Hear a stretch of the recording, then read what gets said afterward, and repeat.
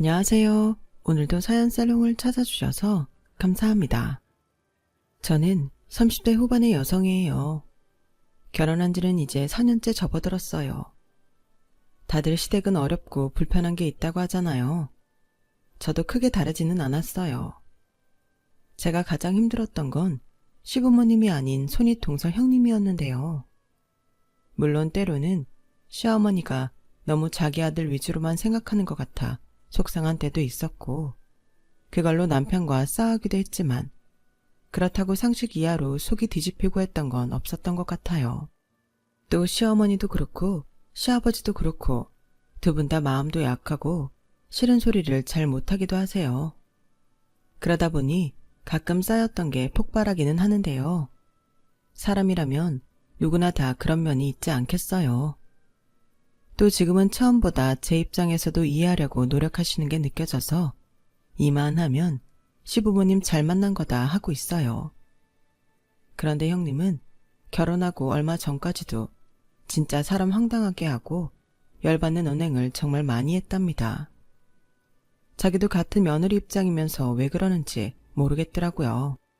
지금 생각해보면 무슨 동물의 왕국처럼 자기가 더 힘있고 잘났다는 걸 보여주려고 유치하게 기싸움을 한 거라는 생각이 들어요. 그 기싸움의 끝은 생각지 못한 곳에서 저의 승리로 끝났답니다. 오늘은 그 얘기를 해보려고 해요. 남편과 결혼하기 전 처음 만났을 때부터 장난 아니었어요. 형님은 땡땡 회계사무소의 회계사였는데 자기 직업에 엄청난 자부심을 갖고 있었어요. 그에 비해 아주버님은 순진해 보였다고 할까요? 대학교에 있는 연구소에 계신다고 했는데 정말 평생 공부만 열심히 한 게 얼굴에 풍길 정도였어요.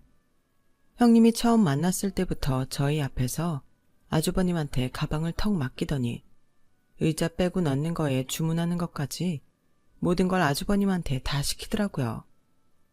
저는 참 황당했는데 형님은 그걸 자랑하는 것 같았어요. 이지연 씨? 반가워요. 나 땡땡 회계사무소 회계사이고 우리 지금 사는 집이 100평짜리야. 이게 다 내 덕이겠지만. 아 맞다. 지연 씨는 무슨 편집 디자인 한다고 했나? 그게 돈이 돼요? 우리 도련님도 그저 그런 직장인이라 큰 돈벌이는 못할 텐데.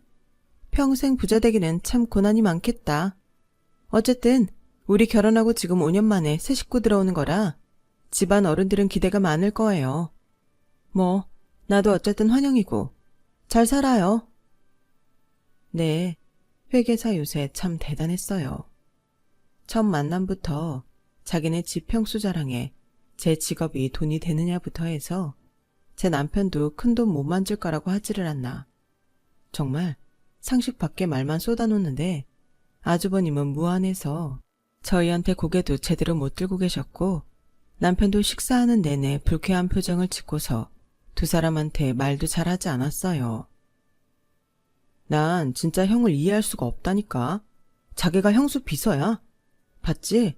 형수는 자기가 직접 하는 게 하나도 없어. 왜 저러고 사는지 진짜 모르겠다니까. 형이 대학 다닐 때부터 그 흔한 연애도 한번 안 해보고 있다가 형수 만나서 푹 빠져서 결혼한 건데 솔직히 나도 그렇고 엄마 아빠도 별로 좋아하지 않았거든. 형 인생이니 형이 알아서 하겠지만 저러고 사는 거 보게 되면 내 복장이 다 터진다니까. 저렇게 생각하는 건 남편뿐만이 아닌 것 같았어요. 그 다음에 시댁으로 인사를 드리러 갔는데 시어머니가 저한테 이러시더라고요. 예, 요즘은 윗사람이라고 해서 아랫사람한테 함부로 말 놓고 뭐 가르치려고 들고 그러는 거 아닌 세상이잖니? 네 윗동서한테 기본 예의만 지키고 네 할 말 하고 그래라. 걔 마음에 들게 하려고 뭐 그럴 필요 없어. 걔 욕심 채워주지 말고 네 편한 대로 해라. 알았지? 저는 정말 주변에서도 이런 얘기 해주시는 시어머니는 들어본 적도 없어요. 시부모님은 저한테도 정말 잘해주셨고 내가 도를 넘는 시집살이는 안 하겠구나 라는 걸 느끼게 해주셨죠. 저희는 결혼식도 양가 축복 속에 잘 마치고 신혼생활을 시작하게 됐어요. 시어머니는 시댁에 일이 있어도 제게 무리한 요구를 하지 않으셨고 늘 형편에 따라 제가 힘들지 않게 해주셨어요. 시아버지도 잔소리를 한다든지 그런 게 전혀 없으셨고요. 그런데 정말 형님이 사람 골 때리게 하더라고요. 저희가 신혼여행 돌아와서 얼마 안 됐을 때 아주버님이 저희한테 밥을 사겠다고 해서 나간 적이 있었어요. 제가 퇴근하고 약속 장소에 가자 형님은 다리를 꼬고 앉아있다가 털을 괴고서 저를 위아래로 싹 훑어보는데 기분 참 별로더라고요. 스캔한다고 하잖아요. 그거 노골적으로 당해보니 참 사람한테 할 게 못 되는구나 싶더라고요. 저는 형님의 불편한 시선을 무시하고 밝게 인사했어요. 아주버님 형님, 먼저 나와 계셨네요. 저도 끝나자마자 온다고 왔는데 제가 제일 늦었네요. 주문 아직 안 하셨죠? 제가 할까요? 자기 주문 안 했지? 자기 오만 하려고 기다리고 있었지. 라는 남편의 말에 제가 메뉴판을 펼치자 형님은 쓱 메뉴판을 가로채서 아주버님 앞에 놓더라고요. 일단 음식은 우리가 시키는 걸로 할게. 오늘 하고 온 센스 보니까 이런 데 와보지도 않았을 것 같고 뭘 시켜야 될지도 모를 것 같은데 쪽팔리느니 내가 하지 뭐. 라더니 제가 무슨 말할 틈도 없이 손가락으로 메뉴를 집어가며 아주버님한테 이거랑 와인은 당신하고 나만 하지 뭐. 라는 거 아니겠어요? 아니, 형수, 뭔 사람 선택권도 안 주고 이러시는 게 어딨어요? 도련님, 기분 나쁘셨어요? 저는 동서가 잘 모를 것 같아서 배려해준다고 그런 건데요. 그럼 도련님도 와인 마실래요? 참, 됐습니다. 뭐 어차피 오늘 형이 사준다고 했으니 시켜주시는 거 잘 먹고 갈게요. 남편은 엉뚱하게 해석해서 자기 할 말만 하는 형님한테 질렸다는 듯 알아서 하라며 더는 말을 안 하더라고요. 하긴 저라도 그럴 것 같았어요. 물론 저도 기분이 많이 상했고요. 어쨌든 저는 내색하지 않으려고 애를 썼고 식사가 나오고부터는 같이 밥을 먹어서 그런지 어색했던 분위기가 좀 누그러지는 것 같았어요. 그런데 디저트가 나오기 전에 형님이 불쑥 저한테 이러더라고요. 동서, 명품백 없으면 어떻게 내가 하나 사줘? 아니, 식사 장소를 들었으면 거기에 맞게 갖추고 나와야지. 여기 봐봐. 누가 그런 싸구려 가죽 가방 들고 나온 사람 있나? 아무리 없이 살아도 사람이 기본적으로 갖추고 있어야 되는 게 있잖아. 네, 형님. 그럼 형님이 하나 사주세요. 감사히 받을게요. 이렇게 선물을 받을 줄 몰랐네요. 제가 넙죽 그 말을 받아들이자 형님은 당황했는지 얼굴이 빨개졌고 눈동자는 갈 곳을 잃고 흔들렸어요. 아니, 아무리 그래도 어떻게 고민 한번 안 하고 바로 그렇게 사달라고 해? 동서한테 무슨 말 함부로 하면 안 되겠네. 당황스럽다. 사주신다고 해서 감사히 받겠다고 한 것뿐인데요. 뭐 지금 사정이 안 되시면 천천히 사주셔도 돼요. 어머머, 동서 말 좀 이상하게 한다. 내가 돈도 없는데 무조건 지르고 받다는 거야? 형님은 손으로 파닥파닥 부채질을 하며 열을 식히더니 갑자기 화장실을 갔다 오겠다며 자리에서 일어났어요. 남편은 그 모습에 쿡 웃다가 얼른 참았고요. 집에 오는 길에 남편은 제 덕에 속이 다 시원하다고 했어요. 형수 당황하는 거 보니까 진짜 그동안 막혀있던 게 확 뚫리는 것 같더라니까. 너무 재밌었어. 근데 자기도 기분 나빴지. 어쩜 저렇게 사람을 대놓고 무안하게 하는지. 난 형수 보기 전에 회계사가 저렇게 대단한 사람들인지 몰랐잖아. 나라고 뭐 기분 좋을 리 있어. 근데 전에 어머니가 그랬잖아. 요즘은 무조건 윗사람 하는 말 참고 듣는 거 아니라고. 난 어머니가 이런 때를 대비해서 참지 말고 할 말 하라고 하신 것 같은데 그래서 대놓고 화내고 싸우기보다는 웃으면서 얘기해보기로 했지. 형이 하도 좋아하니 우리도 어쩔 수 없는 건데 난 진짜 형수 같은 사람 보다 처음 봐. 뭐 두 분이 잘 살면 그걸로 된 거 아니겠어? 나머지야 우리가 잘 대처하면 되는 거니까. 자기도 이제 너무 참기만 하지 마. 할 말은 해. 난 안 그래도 할 말 했어. 화내면서 말해서 문제지. 그래서 형수가 나 안 좋아하잖아. 아마 그래서 자기한테도 일부러 저러는지도 몰라. 그날 일은 그렇게 마무리되었고 얼마 지나지 않아서 시아버지 생신이 다가왔어요. 저는 결혼하고 첫 시댁 어른 생일이기도 하니 보통 신경 쓰이는 게 아니라 여기저기 물어보기도 하고 검색도 해서 선물도 그렇고 같이 식사를 할 장소도 물색했어요. 그런데 형님 내에서는 아무 연락이 없는 거였어요. 자기, 곧 아버님 생신인데 아주버님한테 무슨 연락 없어? 선물은 각자 준비해도 식사 장소는 같이 의논해야 되지 않아? 안 그래도 내가 형한테 연락해봤는데 아직 형수랑 얘기를 못 해봤다네. 조금만 기다려달래.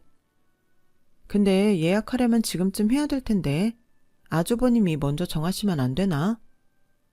나도 그러라고 했는데 뭐 형수한테 꼭 물어봐야 된대.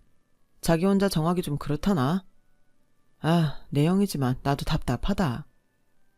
그럼 내가 형님한테 전화해볼까? 그래도 되겠지? 집안 어른 챙기자고 연락하는 건데 괜찮겠지 뭐. 자기가 전화해준다면 나야 땡큐야. 난 진짜 형수하고 개인적으로 말 섞기 싫거든.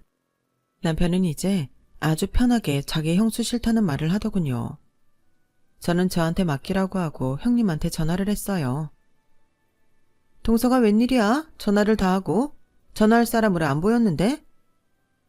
잘 지내셨어요, 형님? 이제 좀 있으면 아버님 생신이잖아요. 그래서 식사 장소 어디로 해야 되나 여쭤보려고요. 아무래도 형님이 더 잘 아실 것 같아서요. 아, 그랬어? 뭐 내가 잘 알긴 아는데 이번엔 동서가 알아서 해봐. 처음 하는 거니까 혼자서 해보는 것도 나쁘지 않잖아.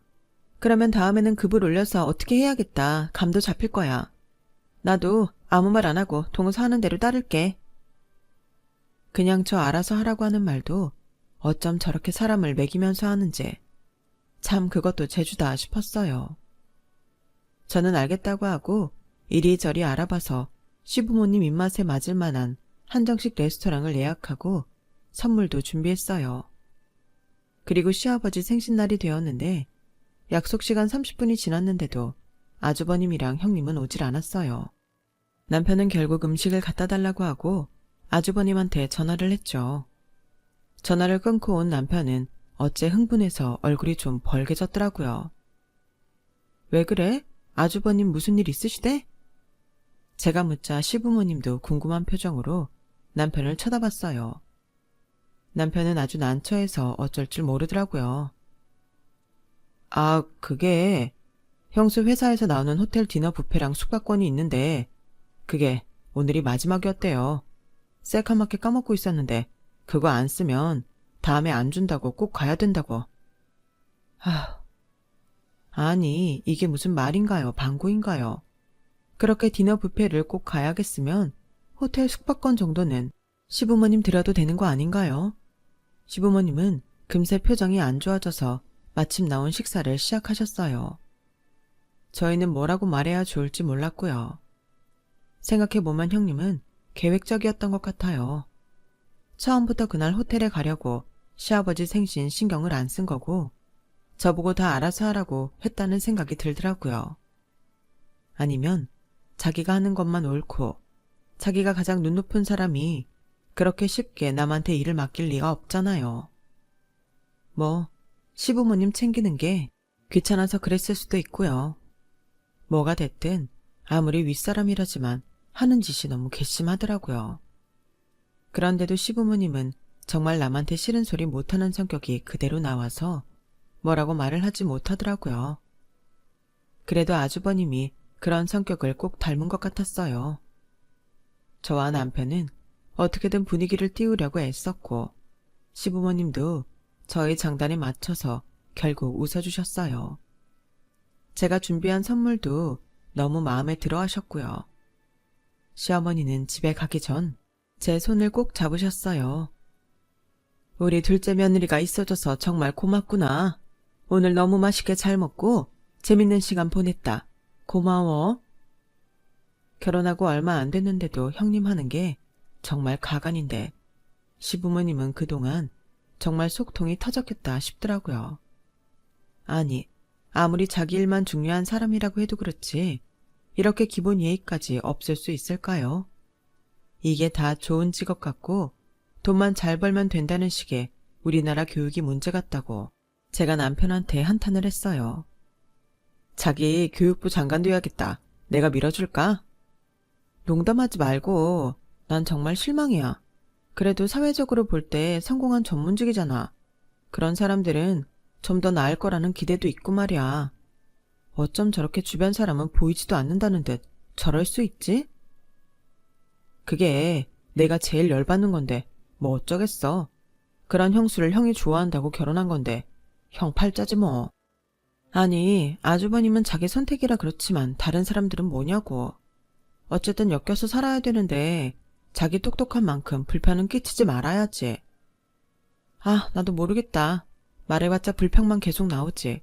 해결책도 없으니 말이야. 그렇게 며칠이 지나고 시어머니가 져주려고 블라우스를 샀다며 전해주러 오셨더라고요. 내가 딸이 없어서 이렇게 아기자기한 거 사서 줘보고 싶었거든.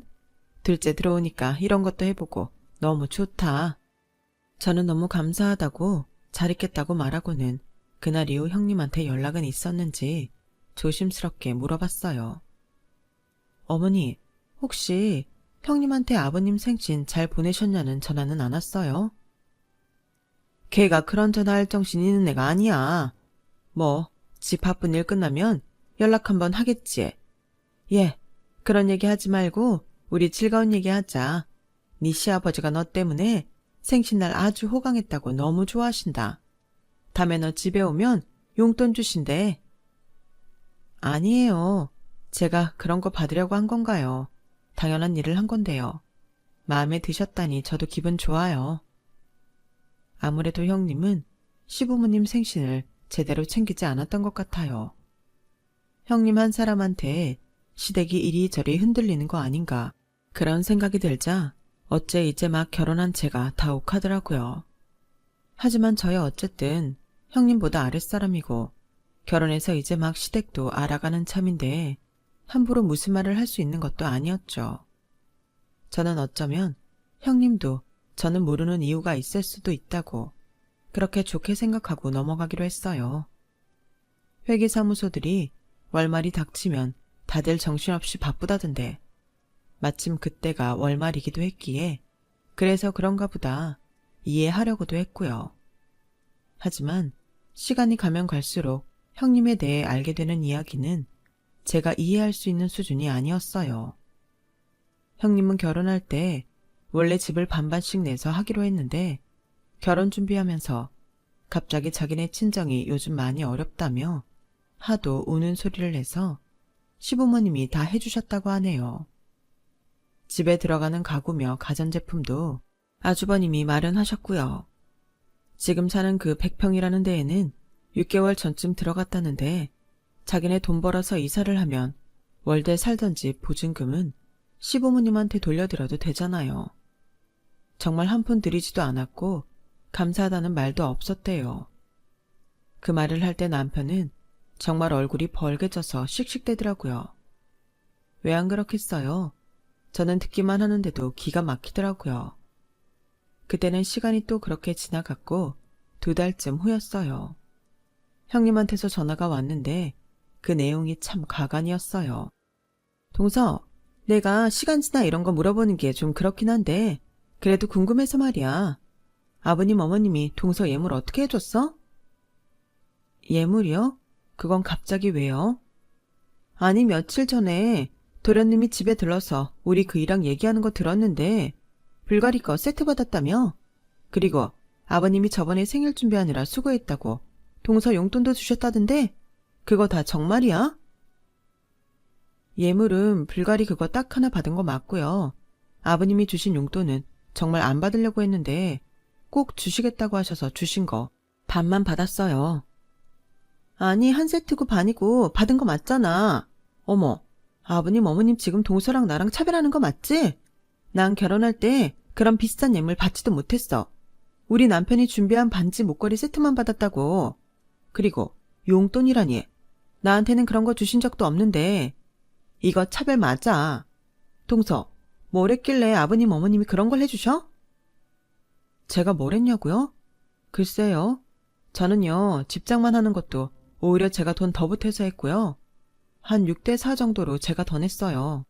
그리고 아버님 생신 챙긴다고 선물도 드리고 한정식 레스토랑 아버님 어머님 입맛 맞을 것 같은 대로 골라서 같이 식사도 했죠.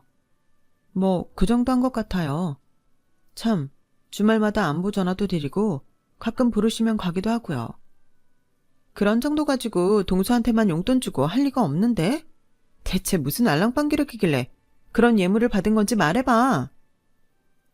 저는 집 얻을 때 제가 좀 더 보탠 것밖에 없어요. 제가 아버님 어머님 마음을 다 알 수 없으니 왜 그런 비싼 걸 해주셨는지는 저도 모르죠. 직접 물어보세요. 동서, 그런 걸 어떻게 대놓고 물어봐. 참나, 누구 눈치 없는 사람 만들 일 있어? 아무튼 알았어. 동서도 참 대단한 사람이네. 카지 거 알려주는 게 뭐 대수라고? 처음부터 보통 깜찍하진 않겠구나 했지만 이 정도일 줄은 몰랐네. 제가 깜찍한 인상은 아닌데 그렇게 봐주셨다니 감사해요. 저는 형님의 말도 안 되는 꼬인 말에 지고 싶지 않았어요. 제 옷차림이나 가방 같은 게 자기가 한 것보다 좀 저렴한 것 같으면 대놓고 깎아내리고 제가 시부모님한테 자기보다 좋은 걸 받은 것 같으면 그건 또 못 참는다니. 어떻게든 자기가 남보다 나아 보여야 하고 욕심도 굉장히 많은 사람이구나 싶었죠. 그리고 자기 외모를 위해서는 정말 아낌없이 돈을 쓰는 것 같더라고요. 요즘 피부과 성형외과 가는 게 뭐 사치도 아니고 얼굴에 주사 맞는 사람도 많은데 그걸 뭐라고 하는 건 아니에요. 자기는 온갖 것 다 하면서 아주버님이나 아이한테는 전혀 신경을 안 쓰고 잔소리만 하는 게 얄밉더라고요. 남편이 아주버님을 만나고 오면 늘 열받아서 형님 너무한다고 화를 내는데요. 저는 처음에는 남편이 지나치게 형님을 싫어한다고 생각했는데 그게 아니었어요. 아니, 누가 요즘 자기 피부과 돈 쓰는 거 뭐라고 하겠어? 그렇게 자기 관리하고 꾸미는 거 자기 돈 번 걸로 감당이 되면 뭐라고 안 하지. 물론 형수 돈 많이 벌겠지. 그렇다고 해도 자기만 혼자 무슨 연예인처럼 매달 엄청나게 피부과에 돈 들이고 형이랑 이현이는 요만큼도 신경을 안 써. 내가 진짜 기가 막힌 게 뭔 줄 알아? 형은 속옷을 아직도 결혼 전에 입던 걸 입더라. 이게 말이 돼? 그게 언젠데. 그리고 이현이 입주위에 하얗게 버짐인지 그런 게 폈어. 아니, 100평짜리 집이라고 자랑하면서 애 먹이는 거랑 건강에 얼마나 신경을 안 썼으면 그 지경을 만들어? 형이 병원 같이 갔는데 영양소 부족이라고 그랬대. 이게 말이 되냐고. 이제 3살짜린데 자기가 잘 챙겨야 될 거 아냐. 자기가 형님 너무 나쁘게 보고 그러는 거 아니야? 형님 많이 바쁘시니까 아주버님이 챙길 수도 있잖아. 누가 그걸 몰라? 물론 형도 바쁘다고 집안을 안 돌본 건 반성해야지. 근데 형수는 자기 몸은 잘 챙기면서 식구는 안 챙기니까 하는 소리야. 형은 사실 한번 연구 시작하면 자기 먹는 것도 잊어버려. 형이 잘했다는 게 아니고 성격이 그런 데가 있는 거고 형수처럼 온갖 것 신경 잘 쓰는 사람이 애가 저 지경이 되게 뒀다는 게 기가 막히지. 안 그래도 형은 다 자기 잘못이라고 아주 이현이한테서 눈을 떼지 못하더라. 물론 형이랑 형수 다 똑같지만 난 진짜 형수한테 질렸어. 제가 형님을 겪어보니 남편이 그렇게 펄펄 뛰고 열을 내는 게 이해가 가더라고요. 그렇게 자기가 받아야 될 거는 시간이 지나도 따지면서 자기 아들한테는 그렇게 무심하다는 게 이기적이라고 밖에는 할 말이 없었으니까요. 게다가 시가 쪽에 결혼식이 있어서 가게 됐는데요. 저는 늘 티 안 나게 꾸민 듯 안 꾸민 듯 하는 걸 좋아해서 요란하게 명품 상표 보이고 그런 걸 안 좋아해요. 그런데 형님은 저와 달라서 아주 머리끝부터 발끝까지 자기가 그 명품 브랜드 상품인 것처럼 티를 내거든요. 뭐 그거야 자기 취향이니 이해해요. 그럼 다른 사람 취향도 존중해줘야 되는 거 아닌가요? 형님은 그 결혼식 자리에서도 저를 쓱 훑어보더니 이내 비웃으면서 이러더라고요.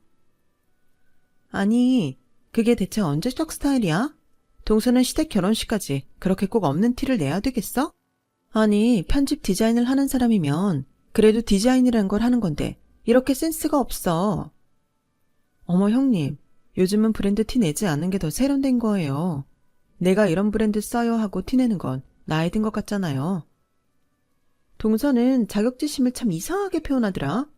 동서도 그렇고 도련님도 그렇고 그렇게 벌어서는 생활비 들어가는 것도 빡빡하잖아. 그냥 없으면 없다고 하면 되지. 무슨 티가 안 난다는 둥. 그런 말을 해. 뭐 동서 취향이 구린 건 알겠는데 그래도 이런 자리는 좀 더 차려입고 오는 버릇 좀 해. 어머님 아버님도 며느리가 이러고 오면 창피하실 거 아니야. 저는 형님이 너무 선 넘는 것 같아서 뭐라고 하고 싶었지만 주위에 다른 시댁 어른들도 있고 해서 그냥 참고 말았어요. 그 일이 있고 한 달쯤 지났을 때 형님네는 이사를 갔어요. 거기가 앞으로 오를 거라는 말을 들었다며 그렇게 자랑하던 100평짜리 집을 팔고 50평 정도 되는 아파트로 이사를 했더라고요. 그런데 형님은 무슨 꿍꿍이가 있었는지 자기네 회사 사람들, 거래처 사람들 다 같이 집들이를 하는데 저보고 와서 도와달라고 하더라고요. 동서, 우리 집들이 할 때 동서가 같이 음식도 날라주고 뒤에서 우리 이연이도 챙겨줄래? 내가 그날 일한 건 섭섭하지 않게 쳐줄게. 그래도 새집에서 손님 만든 건데 생판 모르는 남보다 동서가 도와주는 게 마음이 놓이잖아. 아 맞다. 어쨌든 동서도 집들이 오는 거니까 선물 가져올 거잖아. 괜히 뭐 살 생각하지 말고 땡땡땡에서 거실에 놓을 도자기로 된 무드 등 사와. 내가 어떤 모델인지 톡으로 보내놓을게.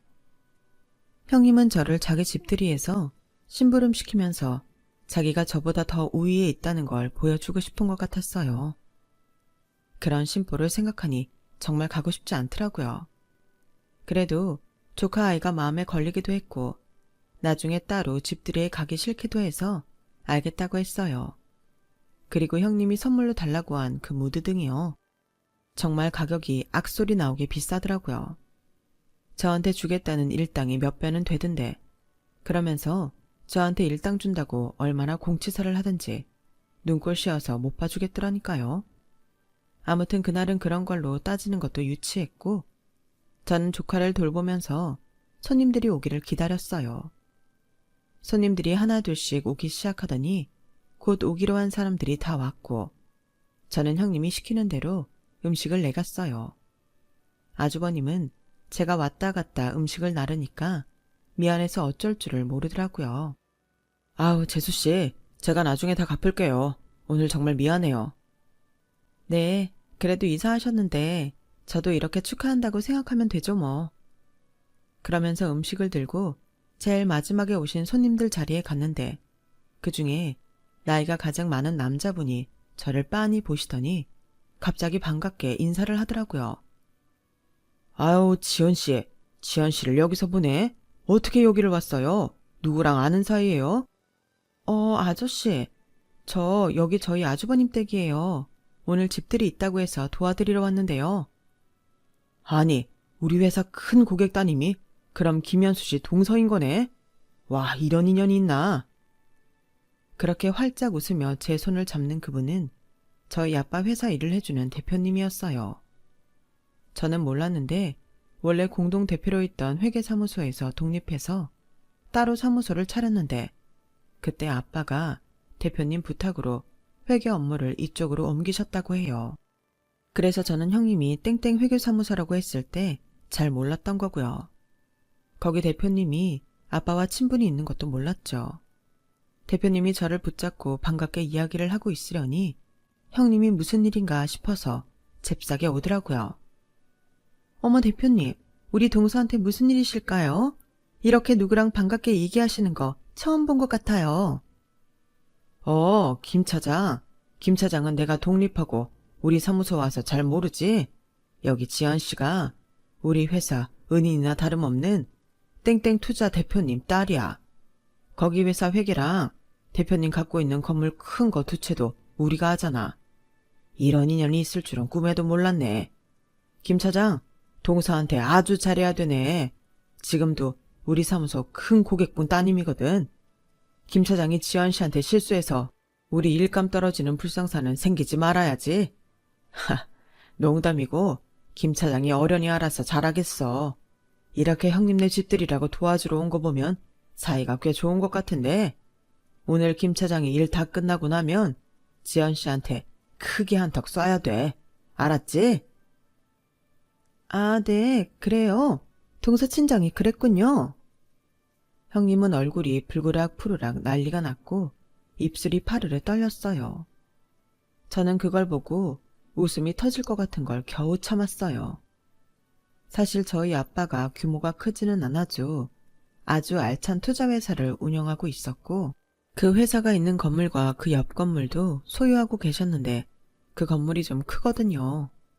그런 사실을 전혀 몰랐던 형님은 깜짝 놀란 거고 대표님이 대놓고 저한테 잘해주라고 하니 완전 당황한 거죠. 대표님은 집들이가 끝나고 돌아갈 때까지 형님한테 저한테 잘해주라고 몇 번을 말했는지 몰라요. 자기 대표한테 뭐라고 할 수도 없고 형님은 어쩔 수 없이 예 할 수밖에 없었죠. 사람들이 다 가고 난 후 형님은 저한테 따지듯이 말했어요. 아니, 동서는 친정집이 그러면 그렇다고 말을 해줘야지. 왜 여태 아무 말도 안 했어? 이게 대체 무슨 경우야? 제 친정일이 형님하고 관계가 있을 줄 저도 몰랐죠. 아니, 그렇게 잘 사는 집딸이 왜 이러고 다녀? 누가 보면 아주 서민인 줄 알겠어. 형님, 제가 정말 말 안 하려고 그랬는데요. 지난번 결혼식 때 형님이 뭐라고 했던 그 옷이요. 그거 유럽에서는 굉장히 유명한 하이엔드 제품이에요. 저는 원래 명품 브랜드 떡하니 붙여놓은 거 별로 안 좋아해서 좋은 자리에는 주로 그런 거 입어요. 그리고 평소에는 일하고 활동하기 좋은 옷하고 신발이면 뭐든 괜찮고요. 원래 그런 거 신경 안 쓰고 오래 입고 오래 쓸 수 있는 거 좋아하는 것 뿐이에요. 그러니까 형님도 이제 제가 하고 다니는 것 같고 뭐라고 안 하셨으면 좋겠어요. 형님이 남한테 보이는 거 많이 신경 쓰시는 건 알겠는데요. 형님처럼 하지 않는다고 다른 사람들 쉽게 판단하시는 거 솔직히 아닌 것 같아요. 저 오늘 온 것도 이연이가 신경 쓰여서 온 거지. 형님 그동안 저한테 하셨던 거 생각하면 여기 단 1초도 있고 싶지 않거든요. 그러니까 앞으로는 제가 아무리 아랫사람이어도 말조심 좀 해주셨으면 좋겠어요. 제가 입바른 소리를 하자 형님은 어쩔 줄 몰라서 양손을 잡고 발만 동동 구르더라고요. 제가 옷을 갈아입고 나와서 집에 간다고 하자 형님은 그제야 제 팔을 붙잡고 사정하더라고요. 저기 동서, 친정에 내 얘기 뭐 하고 그런 거 없지? 그동안 나 때문에 마음 상한 거 있었으면 내가 사과할게. 동서가 처음부터 친정이 어떤 집안인지 말만 해줬어도 이럴 일은 없었겠지만 아차, 아니야. 지금 말한 건 잊어줘. 미안해. 내가 미안해. 형님은 사과한다는 말도 입이 겨우 떨어지는 게 보였어요. 그리고 미안하다고 하는 순간에도 얄미운 말을 하는 건 너무 의도적인 게 빤히 보여서 참 사람이 별로라는 걸 다시 한번 새삼 깨달았죠. 제가 아주버님하고 조카한테만 인사를 하고 나가자 형님은 엘리베이터 앞까지 따라오면서 동서, 내 맘 알지? 아무튼 앞으로 잘 부탁하고 미안해. 그리고 내가 오늘 동서가 사온 선물하고 일당하고 그 돈 다 붙여줄게. 형님, 선물은 선물이죠. 그걸 왜 돈을 주세요? 아니야. 내가 부탁해서 사온 거니까 돈 보내줄게. 그럼 내 얘기 대표님한테 이상한 건 하지 말고 잘 부탁해. 형님은 엘리베이터 문이 닫힐 때까지 억지로 웃으면서 저한테 손을 흔들더라고요. 저는 집으로 가면서 형님한테 문자를 보냈어요. 형님이 어떤 마음으로 사과를 하셨든 받을게요. 솔직히 형님도 그동안 저한테 이상하게 군 거 아시죠? 아무리 아랫사람이어도 더는 그러지 마셨으면 좋겠어요. 그리고 형님, 이제는 아주버님하고 이현이한테도 신경 좀 쓰세요. 형님 얼굴하고 옷하고 신발에만 돈 쓰지 마시고 아주버님 새 속옷도 사주시고 좋은 데도 같이 가시고요. 이현이 먹는 것도 신경 쓰시고요. 그런 거 아버님 어머님도 아시면 마음이 어떠시겠어요? 아무리 싫은 소리 못하시는 분들이라고 해도 그렇지. 형님이 그런 사람 성격 뻔히 다 알고 더 마음대로 하는 거 제 눈에 다 보이거든요. 앞으로는 아버님 어머님 생신도 신경 쓰시고 명절에도 시댁에 인사도 잘 하셨으면 좋겠네요. 형님 명절에 시댁에 아무것도 안 하신다면서요. 저한테만 아버님이 용돈 줘서 섭섭하다고 하셨죠? 형님이 한 번만 명절에 찾아가서 인사만 하셔도 아버님, 어머님 좋아서 용돈 더 주실걸요. 제가 말하는 게 주제 넘을 수 있지만 이제 형님도 윗사람답게 행동하시면 좋겠네요. 평소 같으면 제가 이런 말하면 난리 났을 형님인데 그날은 바로 저한테 꼬리를 내리는 문자를 보냈더라고요. 그래, 알았어, 동서. 동서 말대로 할게. 저는 그 일을 저만 알고 있기로 했어요. 그래서 한동안 말 안 하다가 좀 지나서 얘기했더니 남편이 통쾌해서 어쩔 줄 모르고 웃더라고요. 정말 생각지 못한 곳에서 아빠 지인분을 만나서 형님이 그동안 저 먹인 걸 몇 배로 돌려준 것 같아서 저도 그날 일을 생각하면 저절로 웃음만 난답니다. 형님은 그 이후 제 눈치를 엄청 보더라고요. 저한테 잘하려고도 노력하지만 그게 다 친정백 때문인 게 눈에 뻔히 보일 정도로 떨떠름한 표정으로 하기 때문에 사람이 바뀐 건 아니라는 건 잘 알겠더라고요. 그래도 저한테 전처럼 함부로 굴지 않아서 그건 정말 좋더라고요. 말도 안 되는 소리 듣지 않아도 돼서 마음도 편했고요. 자기 대표 귀에 무슨 말이 들어갈까봐 전전긍긍하는 모습을 보면 좀 짠하기도 해요. 제가 자기 본 모습을 다 폭로하면 대표한테도 찍힐 테고 그렇게 되면 자기 회사 생활도 편치만은 않을 테니까요. 어쨌든 형님은 형식적이긴 하지만 아버님 어머님한테 가뭄에 콩나듯 전화도 하고 생신 때에는 선물이라도 챙겨 보내더라고요. 저는 형님을 보며 그런 사람은 되지 말아야지 하고 다짐한답니다. 제 이야기는 여기까지예요. 다들 재미있게 들어주셨길 바라며 이만 인사드릴게요. 감사합니다. 여러분, 사연 댓글에 응원과 현명한 조언 부탁드려요. 좋아요와 구독은 저에게 큰 힘이 됩니다. 오늘도 좋은 일 가득하세요.